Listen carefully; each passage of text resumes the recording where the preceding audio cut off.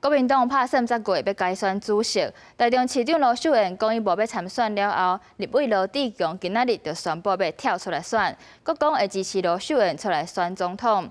因为罗秀燕本人是无做回应。我决定参选中国国民党主席。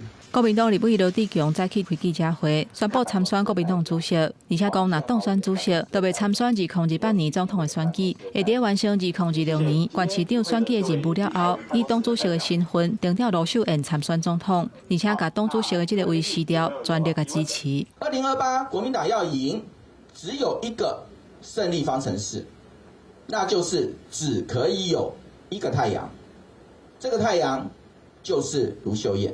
我当选主席，将在2026年完成县市长选举的任务之后，在3个月内，我会以党主席的身份征召卢秀燕参选总统。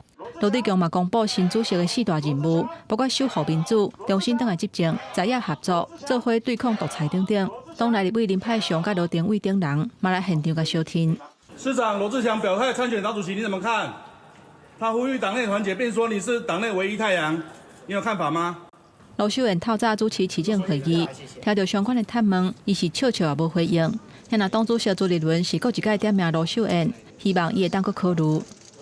我想卢市长众望所归。那每一位有意愿的同志都很优秀。那我也特别谢谢志强，也表达了他也希望卢市长多考虑我们大家一起来努力吧。 国民党主席会伫10月份进行改选，目前已经表态参选国民党主席的潜在参选人，除了罗志强以外，还有前立委郑丽文、孙文学校总校长张阿忠、中华监管长杜碧元，加中常委孙建平。记者综合报道。